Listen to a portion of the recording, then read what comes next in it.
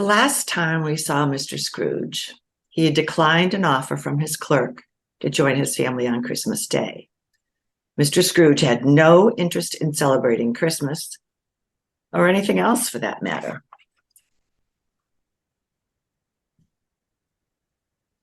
"Good afternoon," said Scrooge.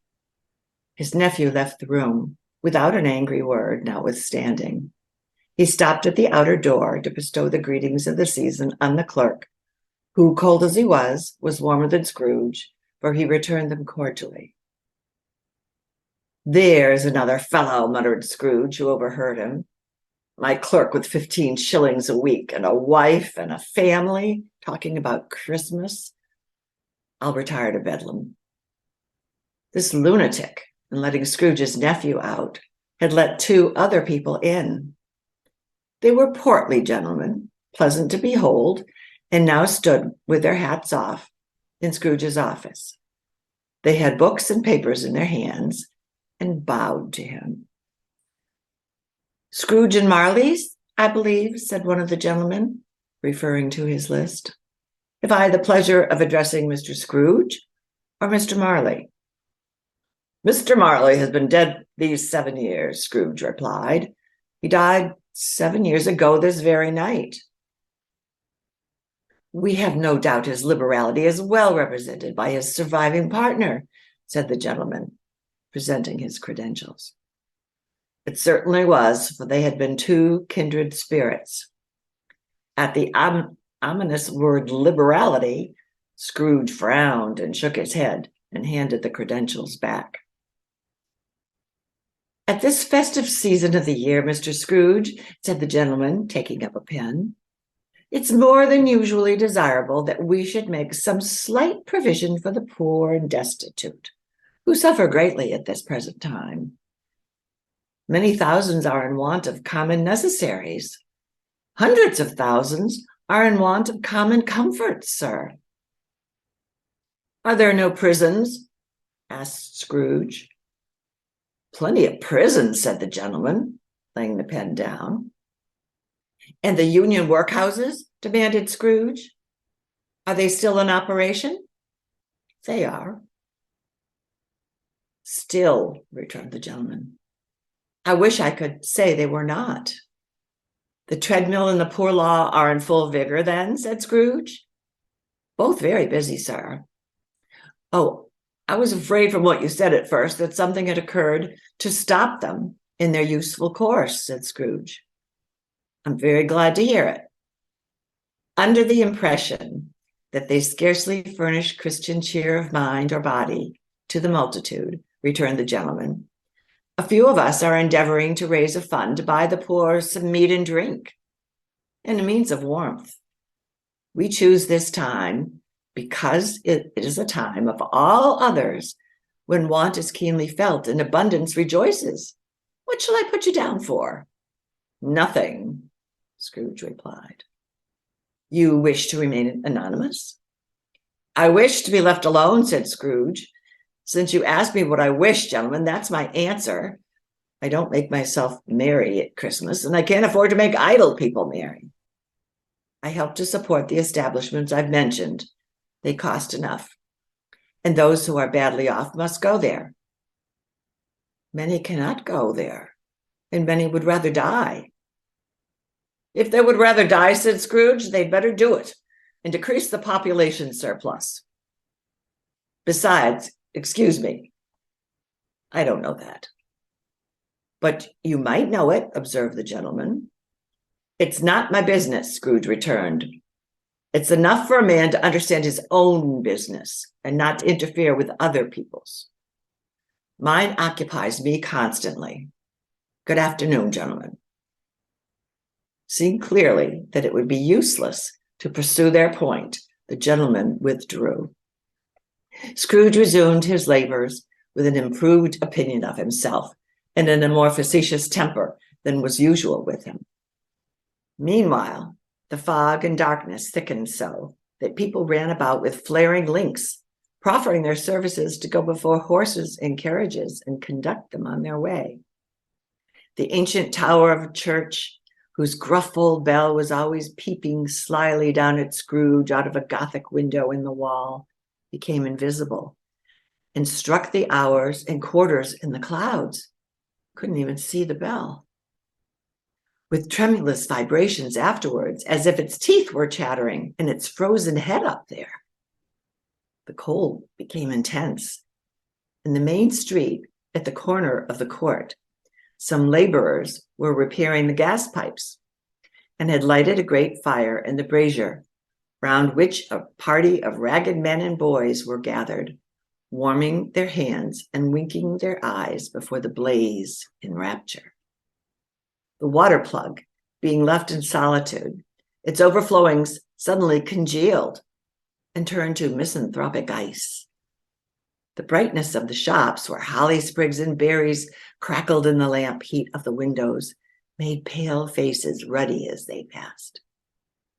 Poulterers' and grocers' trades became a splendid joke, a glorious pageant with which it was next to impossible to believe that such dull principles as bargain and sale had anything to do. The Lord Mayor, in the stronghold of the mighty mansion house, gave orders to his 50 cooks and butlers to keep Christmas as a Lord Mayor's household should. And even the little tailor, whom he had fined 5 shillings on the previous Monday for being drunk and bloodthirsty in the streets, stirred up tomorrow's pudding in his garret, while his lean wife and baby sallied out to buy the beef. Foggier yet, and colder, piercing, searching, biting cold.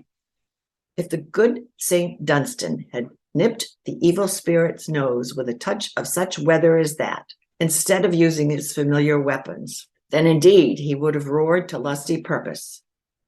The owner of one scant young nose, gnawed and mumbled by the hungry, cold as bones are gnawed by dogs, stooped down at Scrooge's keyhole to regale him with a Christmas carol. But the first sound of "God rest ye merry gentlemen, may nothing you dismay," Scrooge seized the ruler with such energy of action that the singer fled in terror, leaving the keyhole to the fog and even more congenial frost. At length, the hour of shutting up the counting house arrived. With an ill will, Scrooge dismounted from his stool and tacitly admitted to the fact to the expectant clerk in the tank, who instantly snuffed his candle out and put on his hat. "You'll want all day tomorrow, I suppose," said Scrooge. "If quite convenient, sir." "It's not convenient," said Scrooge, "and it's not fair. If I was to stop half a crown for it, you'd think yourself ill-used, I'll be bound." The clerk smiled faintly. "And yet," said Scrooge, "if you don't think me ill-used when I pay a day's wages for no work." The clerk observed that it was only once a year. "Poor excuse for picking a man's pocket every 25th of December," said Scrooge, buttoning his great coat to the chin. "But I suppose you must have the whole day. Be here all the earlier next morning." The clerk promised he would, and Scrooge walked out with a growl. The office was closed in a twinkling, and the clerk, with the long ends of his white comforter dangling below his waist, for he boasted no great coat, went down a slide on Cornhill at the end of the lane of boys 20 times in honor of its being Christmas Eve, and then ran home to Camden Town as hard as he could pelt to play at Blind Man's Bluff. Scrooge took his melancholy dinner in his usual melancholy tavern, and having read all the newspapers and beguiled the rest of the evening with his banker's book, counting his money, he went home to bed. He lived in chambers which had once belonged to his deceased partner. They were a gloomy suite of rooms in a lowering pile of building up a yard where it had so little business to be that one could scarcely help fancying it must have run there when it was a young house, playing at hide and seek with other houses, and have forgotten the way out again. It was old enough now and dreary enough, for nobody lived in it but Scrooge, the other rooms being all let out as offices. The yard was so dark that even Scrooge, who knew its every stone, was fain to grope with his hands. The fog and frost so hung about the black old gateway of the house that it seemed as if the genius of the weather sat in mournful meditation on the threshold. Now, it is a fact that there was nothing at all particular about the knocker on the door, except that it was very large. It is also a fact that Scrooge had seen it night and morning during his whole residence in that place. Also that Scrooge had as little of what is called fancy about him as any man in the city of London, even including, which is a bold word, the corporation, alderman in livery. Let it be borne in mind that Scrooge had not bestowed one thought on Marley since his last mention of his 7 years dead partner that afternoon. Then let any man explain to me, if he can, how it happened that Scrooge, having his key in the lock in the door, saw in the knocker, without its undergoing any intermediate process of change, not a knocker, but Marley's face. Marley's face. It was not an impenetrable shadow, as the other objects in the yard were, but it had a dismal light about it, like a bad lobster in a dark cellar. It was not angry or ferocious, but looked at Scrooge as Marley used to look, with ghostly spectacles turned up on his ghostly forehead. The hair was curiously stirred as if by breath or hot air.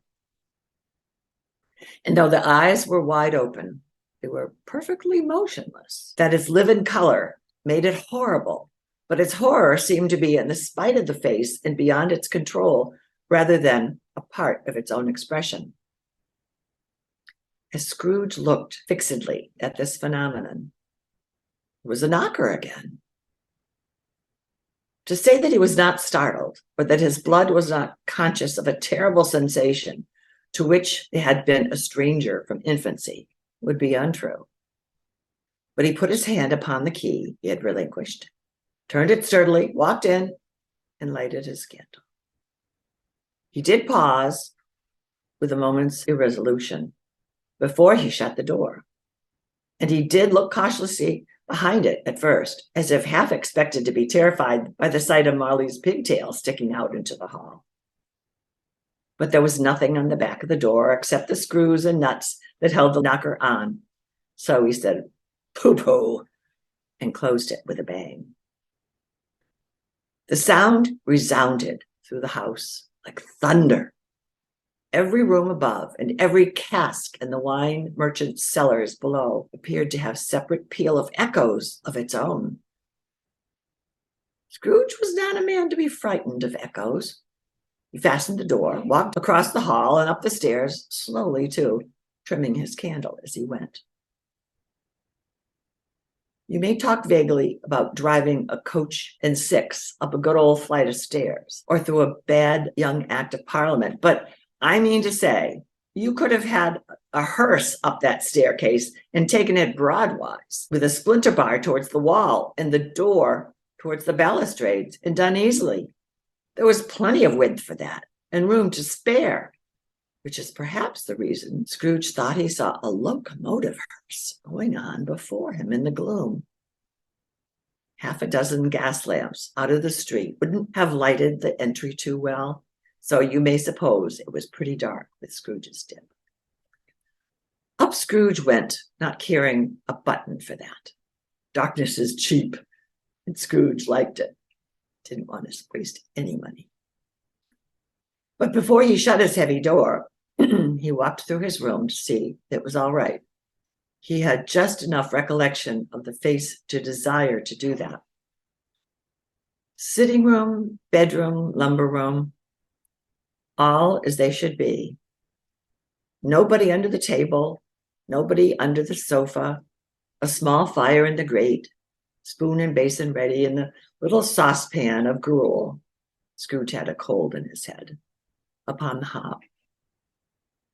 Nobody under the bed, nobody in the closet, nobody in his dressing gown, which was hanging in a suspicious attitude against the wall, lumber room as usual. Old fire guard, old shoes, 2 fish baskets, washing stand on 3 legs, and a poker. Quite satisfied, he closed his door and locked himself in. Double locked himself in, which was not his custom. Thus secured against surprise, he took off his cravat, put on his dressing gown and slippers and his nightcap, and sat down before the fire to take his gruel. It was a very low fire indeed, nothing on such a bitter night. He was obliged to sit close to it and brood over it before he could extract the least sensation of warmth from such a handful of fuel. The fireplace was an old one, built by some Dutch merchant long ago and paved all around with quaint Dutch tiles designed to illustrate the scriptures. There were Cains and Abels, Pharaoh's daughters, queens of Sheba, angelic messengers descending through the air on clouds like feather beds, Abraham's, Belshazzar's, apostles putting off to sea in butter boats, hundreds of figures to attract his thoughts.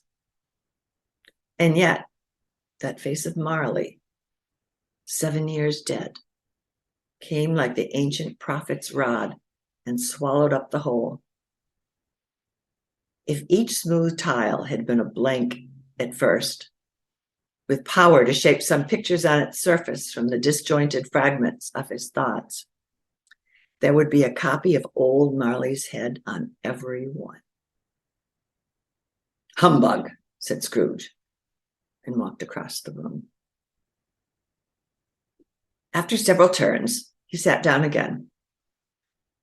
As he threw his head back in the chair, his glance happened to rest upon a bell, a disused bell that hung in the room and communicated for some purpose now forgotten with a chamber in the highest story of the building. It was with great astonishment and with a strange, inexplicable dread that as he looked, he saw this bell began to swing. It swung so softly at the outset that it scarcely made a sound. But it soon rang so loudly, and so did every bell in the house. This might have lasted a minute, a half a minute. It seemed an hour.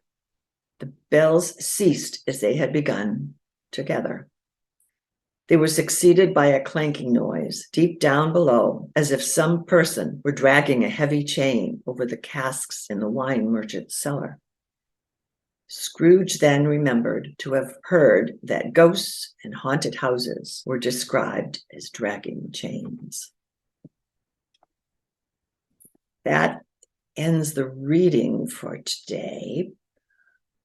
I hope you're not too scared.